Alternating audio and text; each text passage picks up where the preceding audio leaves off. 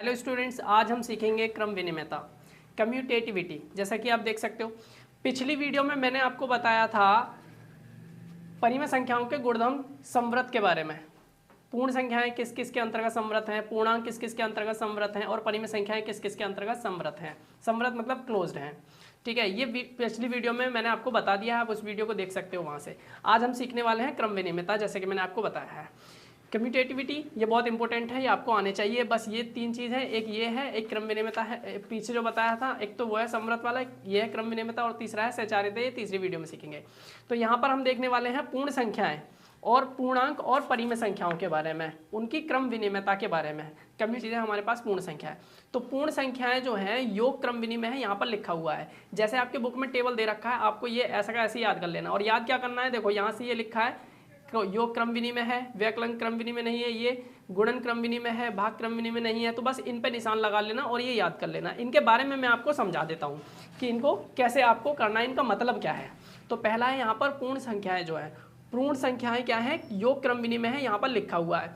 तो इसका मतलब है कि अगर हम दो संख्याओं को लेंगे, जैसे हमने दो संख्या ले ली पूर्ण संख्याएं 0 + 7, इनका योग करूँगा और अगर मैं इनका योग करूं और इनका जो क्रम है वो बदल दूं, जैसे कि मैंने यहाँ पर पहले 0 लिखा है, अब अगर मैं यहाँ पर 7 लिख दूं, दूसरी बार में 7 लिखा है, लेकिन अब की बार मैं क्या कर दूं, इस 0 को यहाँ ले आऊँ, तो मैंने इनका जो क्रम है वो बदल दिया, इनके स्थान बदल दिए हैं, क्रम बदल दिया। तो और क्रम बदलने पर अगर दोनों का आंसर सेम आता है तो हम कहेंगे पूर्ण संख्याएं जो होंगी वो योग क्रम विनिमय है। इसी को बोलते हैं पूर्ण संख्याएं योग क्रम विनिमय है। तो यहाँ देखोगे इन दोनों को जोड़ूंगा 7 आएगा, इन दोनों को जोड़ूंगा तब भी 7 आएगा। तो भाई आंसर सेम आ रहा है, उत्तर सेम आ रहा है, तो इसका मतलब क्या हो जाएगा, पूर्ण संख्या योग क्रम विनिमय है। इसी तरीके से दूसरा देखेंगे हम, व्यकलन क्रम विनिमय है या नहीं है। देखो क्रम विनिमय को इंग्लिश में कम्यूटेटिव बोलते हैं, आप देख सकते हो। व्यकलन क्रम विनिमय यानी व्यकलन का मतलब है कि अगर दो पूर्ण संख्याएं लूंगा मैं, ठीक है, पूर्ण संख्या आपको पहले भी बता चुका हूँ, प्राकृतिक संख्या भी बता चुका हूँ, फिर से बता देता हूँ। प्राकृतिक संख्या 1 से स्टार्ट होती है, पूर्ण संख्या 0 से स्टार्ट होती है। और पूर्णांक जो होते हैं वो कहाँ से होते हैं, यानी माइनस वाले, प्लस वाले और 0, इन सबको मिलाकर हम बोलते हैं पूर्णांक। यानी प्लस वाली संख्याओं को पूर्णांक बोलते हैं, माइनस वाली संख्याओं को भी पूर्णांक बोल सकते हैं और 0 को भी बोल सकते हैं। प्लस वाली को धनात्मक पूर्णांक, माइनस वाली को ऋणात्मक पूर्णांक, और 0 ना तो धनात्मक पूर्णांक होता है ना ऋणात्मक होता है, बस इसको ध्यान रखना। अब यहाँ देखते हैं व्यकलन यानी घटाना जो है, व्यकलन क्रम विनिमय नहीं है। तो यानी अगर मैं दो पूर्ण संख्याएं लूंगा, जैसे मैंने 2 ले लिया और इसका मैं माइनस, फिर यहाँ पर क्या लिया, एक 2 ले लिया, एक 3 ले लिया, और इनका अंतर कर रहा हूँ, यानी बीच में माइनस का साइन लगाना है। व्यकलन का मतलब घटाना या ना माइनस करना, सब्ट्रैक्ट करना। तो और ऐसे ही मैंने क्या किया, अब इनका क्रम बदल देते हैं, 3 पहले ले लेता हूँ और फिर माइनस का चिन्ह और 2 बाद में ले लेता हूँ। तो यहाँ से मैं क्या करूँगा, माइनस का 1 आएगा, और जब इनको करूँगा तो 1 आएगा।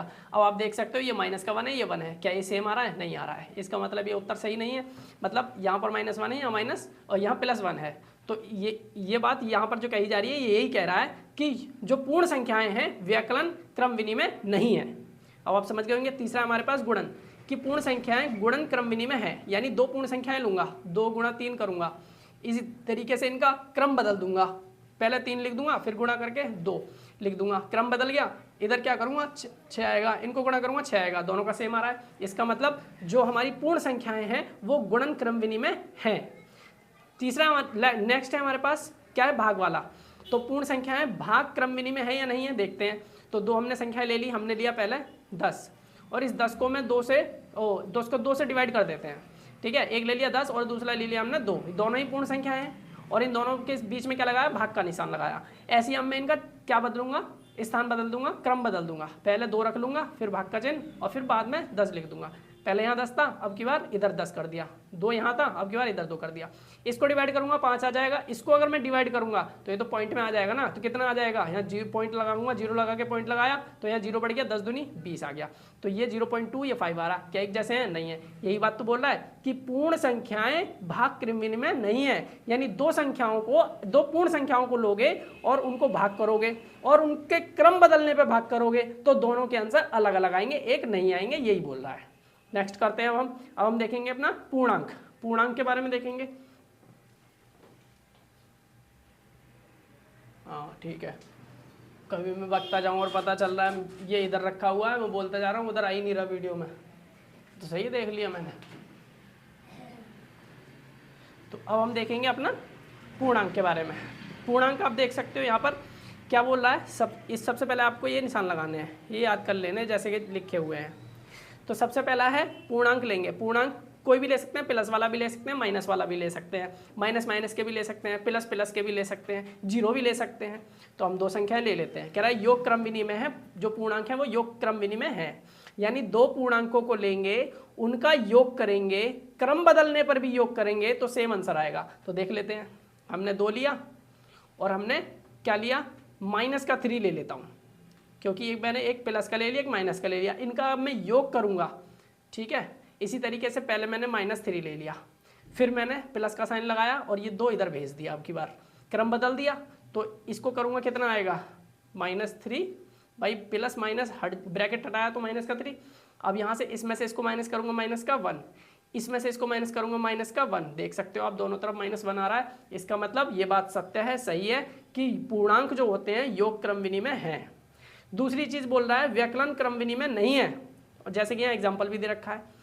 तो 2 हम पूर्णांक ले लेते हैं, जैसे कि हमने लिया 5 और दूसरा लिया -3, और बीच में क्या करना है, माइनस करना है। क्यों, क्योंकि यही तो बोल रहा है व्यकलन, व्यकलन मतलब घटाना, व्यकलन मतलब माइनस करना, सब्ट्रैक्ट करना। अब की बार हम इनके क्रम बदल देते हैं, पहले रख देता हूँ -3, फिर बीच में माइनस तो आएगा ही आएगा, और ये 5 इधर रख देता हूँ। इसको सॉल्व करेंगे, 5 माइनस इंटू माइनस क्या हो जाएगा, प्लस का 3। ब्रैकेट्स जब खोलते हैं तो माइनस माइनस की गुणा होगी तो प्लस का हो जाएगा। ये माइनस माइनस कितना हो जाएगा, माइनस और माइनस का 8 हो जाएगा। ये दोनों जुड़ जाएंगी, वैल्यू जुड़ जाएंगी, साइन माइनस का ही रहेगा। 5 और 3 8, और इधर माइनस का 8। आप देख सकते हो इधर माइनस का 8 आ रहा है, इधर प्लस का 8 आ रहा है, एक जैसा नहीं आ रहा। इसका मतलब सही उत्तर, मतलब एक जैसा उत्तर नहीं आ रहा है। तो यही बात तो बोल रहा है, ये भी यही बोल रहा है कि एक जैसा उत्तर नहीं आएगा। इसको अपने दूसरे शब्दों में अगर बोला जाए तो हम इसको कहेंगे कि पूर्णांक जो है, जैसे यहाँ पे लिखा है पूर्णांक व्यकलन क्रम विनिमय नहीं है, तो दूसरे शब्दों में है कि जब हम 2 पूर्णांकों को लेंगे, उनका व्यकलन करेंगे और फिर उनका क्रम बदलने पर व्यकलन करेंगे तो आंसर सेम नहीं आएगा, यही बात है। अब आगे देखते हैं गुणन क्रम विनिमय है, यानी पूर्णांक गुणन क्रम विनिमय है। तो 2 पूर्णांक ले लेते हैं, जैसे हमने ले लिया पहले 2, ठीक है, और अब की बार दोनों माइनस के लेके दिखाता हूँ मैं। देखो आपके -2 ले लिया और गुणा करके -3 ले लिया, -3 दोनों मैंने पूर्णांक कौन से लिए, माइनस वाले ले लिया अब की बार। और ऐसे में क्या करूँगा, इधर करूँगा, -3 ले लिया गुणा, और ये -2 इधर पहुँचा दिया। इन दोनों को गुणा करूँगा, 3 दूनी 6, प्लस का हो गया, माइनस माइनस प्लस हो जाता है गुणा करने पर। ऐसे ही इधर करूँगा तो माइनस माइनस प्लस हो जाएगा, 3 दूनी 6। देखो आंसर सेम आ रहा है। तो भाई यही बात तो बोल रहा है कि पूर्णांक गुणन क्रम विनिमय है, यानी सेम आंसर आएगा। जब आप 2 पूर्णांक को लोगे, उनका गुणा करोगे और उनके क्रम बदल के गुणा करोगे तो सेम आंसर आएगा, यही बोल रहा है। भाग क्रम विनिमय नहीं है, यानी पूर्णांक लोगे और उनका भाग करोगे और उनका क्रम बदल के भाग करोगे तो आंसर सेम नहीं आएगा, ये बोल रहा है। देखो करके दिखाते हैं। हम ले लेते हैं 10, फिर भाग करेंगे इसको किससे, 5 से। उसके बाद 5 यहाँ रख लेते हैं और 10 को इधर कर देते हैं। क्रम बदल दिया हमने, स्थान बदल दिया, तो ये तो 2 आ गया। लेकिन जब मैं इसको डिवाइड करूँगा कितना आएगा, 0 पॉइंट, यहाँ 0 लग गया, 10 पंजे 50। ऐसे तो डिवाइड करूँगा तो इधर 2 आ रहा है, इधर 0.5 आ रहा है, तो सेम नहीं आ रहा। यही तो बोल रहा है ये भी कि पूर्णांक भाग क्रम विनिमय नहीं है, यानी डिवीजन जो है वो कम्यूटेटिव नहीं है। आगे पढ़ते हैं। आगे हम देखेंगे परिमेय संख्याएं। परिमेय संख्याओं के देखेंगे अब हम, परिमेय संख्याएं जो हैं योग क्रम विनिमय है या नहीं है। तो सबसे पहले 2 परिमेय संख्याएं लेते हैं। तो जो मैं यहाँ पर निशान लगा रहा हूँ वो आपको पहले याद कर लेना है। यहाँ पर देखो मैंने लगा रखा है परिमेय संख्याओं के लिए योग क्रम विनिमय है। योग क्रम विनिमय है, इसका मतलब क्या है कि 2 परिमेय संख्याएं आप लोगे, ठीक है, 2 या 2 से ज़्यादा भी ले सकते हो। आप 2 परिमेय संख्याओं लोगे और उनका योग करोगे, फिर उन्हीं परिमेय संख्याओं का क्रम बदल के योग करोगे तो आंसर सेम आएगा, ये बोल रहा है ना। तो देखो 2/3 प्लस 3/2, मैंने 2 संख्याएं ले ली, ठीक है, परिमेय संख्याएं हैं, बट्टे वाली संख्याएं ली है मैंने, ठीक, बिना बट्टे वाली भी हो सकती हैं। परिमेय संख्याओं की परिभाषा आपको पता होनी चाहिए, ठीक है। परिमेय संख्याओं की परिभाषा नहीं पता है, आप मुझसे कह देना, मैं आपको बता दूंगा। वैसे कहीं से भी आपको मिल जाएंगी, आप वहाँ से भी याद कर सकते हो, बहुत ईजी है, वीडियो ज़्यादा लंबी नहीं करते। तो अब यहाँ पर क्या करेंगे, 3/2 को इधर लिख देते हैं और इसको मैं इधर भेज देता हूँ, 2/3। मैंने इनका क्रम बदल दिया, पहले यहाँ लिखी थी ये, लेकिन अब की बार इस तरफ हमने पहले लिखी है ये वाली यहाँ, ठीक है, और ये वाली इधर पहुँचा दी, तो क्रम बदल दिया। अब इनको योग करेंगे, 3 दूनी 6, 2 दूनी 4, 3 तिया 9। ये तो आपको करना आता ही होगा कि बट्टे वाली संख्याओं को कैसे जोड़ते हैं। तो ऐसे ही इसको जोड़ेंगे, नीचे वाले को नीचे वाले से गुणा 6, इसको इससे गुणा 9, इसको इससे गुणा 4। अब यहाँ नीचे 6, इन दोनों को जोड़ा 13, नीचे 6, इन दोनों को जोड़ा 13। आप देख सकते हो इधर भी 13/6, इधर भी 13/6। तो इसका मतलब ये जो ये बात बोल रहा है बिल्कुल सही है कि योग परिमेय संख्याएं जो हैं योग क्रम विनिमय हैं, यानी दो परिमेय संख्याओं को लेंगे, उनका योग करेंगे और फिर उनका क्रम बदल के योग करेंगे तो आंसर सेम आएगा। नेक्स्ट है परिमेय संख्याओं के लिए व्यकलन क्रम विनिमय नहीं है, तो देख लेते हैं भाई है कि नहीं है। 2/3 लिया माइनस 3/2 ले लिया, यही वाली संख्या ले ली मैंने, कोई भी ले सकते हो आप।